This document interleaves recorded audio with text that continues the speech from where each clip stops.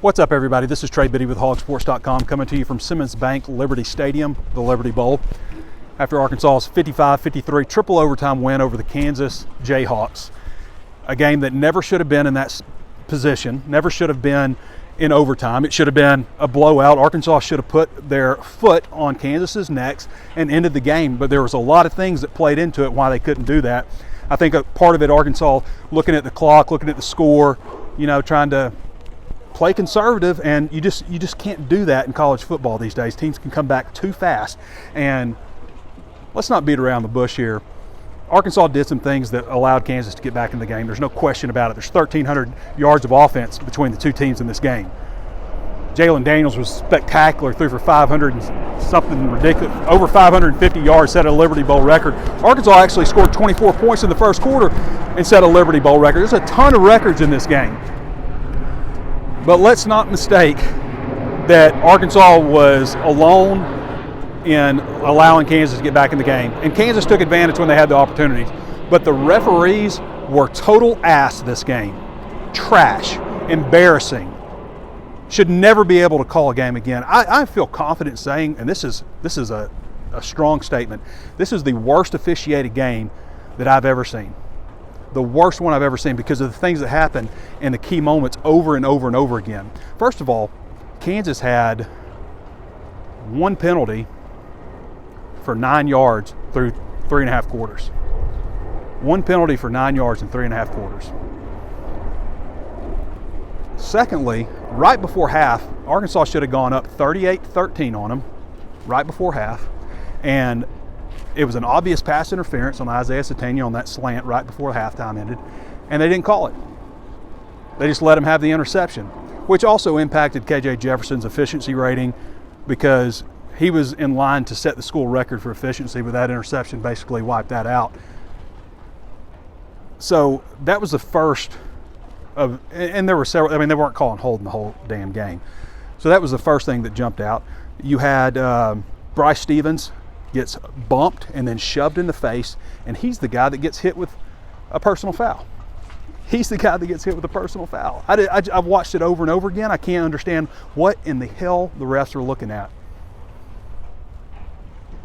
The fumble down here, the fumble was not a fumble. I've watched it 15 times. He had clear control of the ball.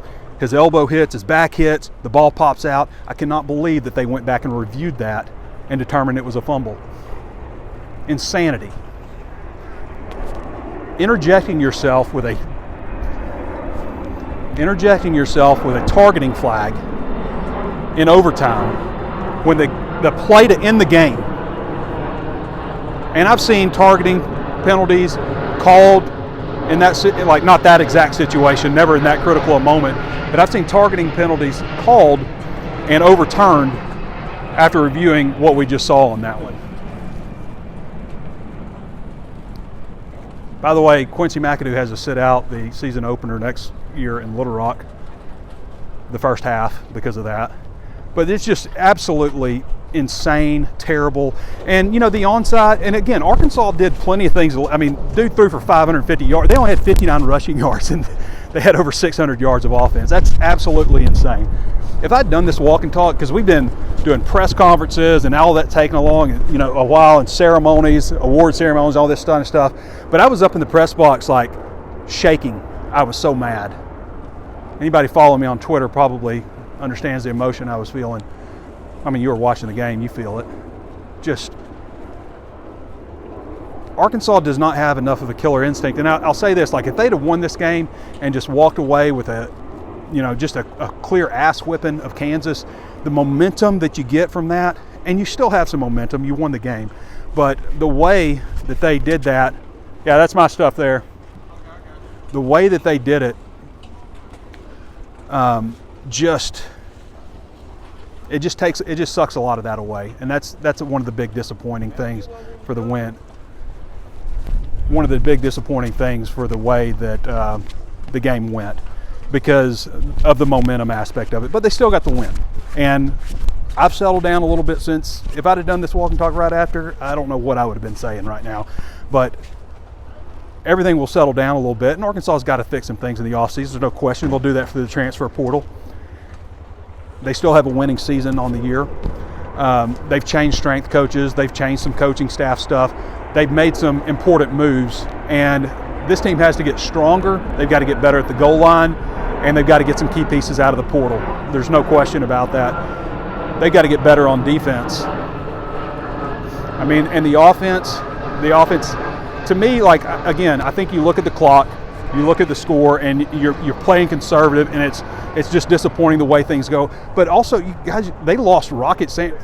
I also think on the onside, and Pittman answered this right, but I think on the onside, they had some guys probably, and I have to go back and look, but I think they probably had some guys in position there due to so many players transferring out, having to fill in gaps here and there, and maybe guys not knowing exactly what to do. And Pittman said the right thing. Hey, if we'd have practiced those guys more doing that, then they would have, probably had some success there. But I do think that played a role in it. I think probably some fatigue also played a role in the second half, especially the fourth quarter, not being able to rotate guys as freely as you normally would.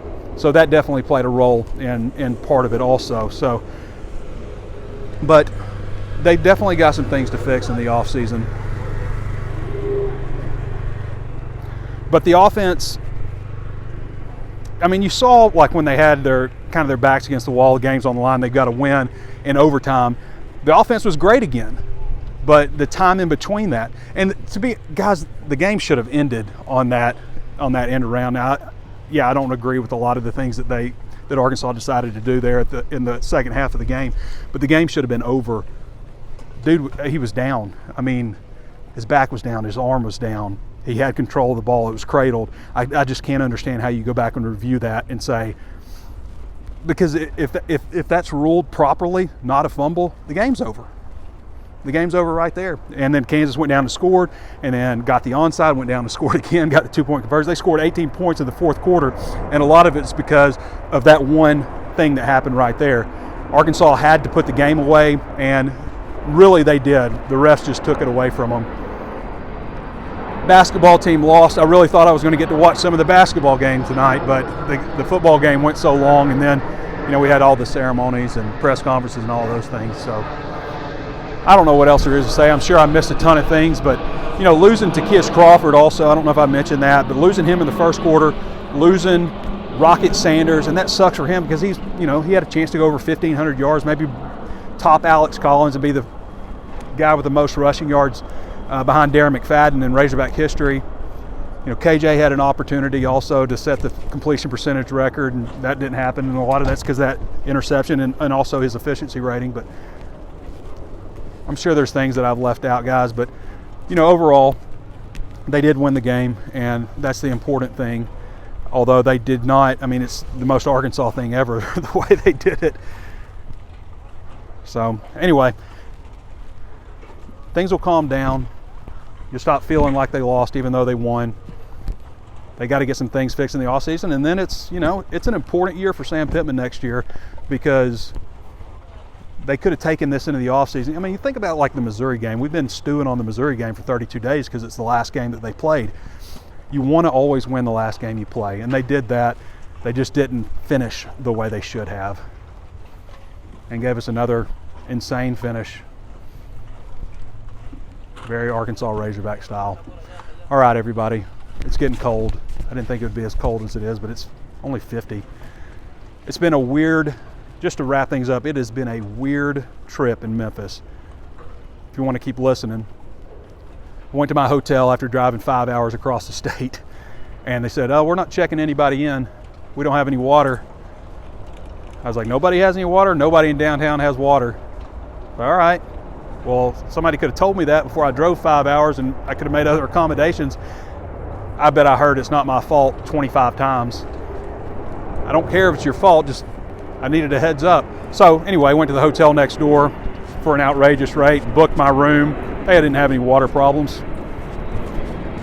And then the next morning, I was able to get in that hotel, so I had to pack all my stuff up, drive 50 yards to the corner, unload everything. And they were like, oh yeah, by the way, you might not have any heat. And you might not have any water. So anyway, that's it. Thanks everybody for watching. This guy's telling me, he's trying to wrap me up. So thanks everybody for watching. And interesting trip to Memphis. Be glad to get back. Got a couple of Christmases left, but be glad to get back and get back to work. All right, everybody, thanks for watching. This is Trey Biddy with HawgSports.com.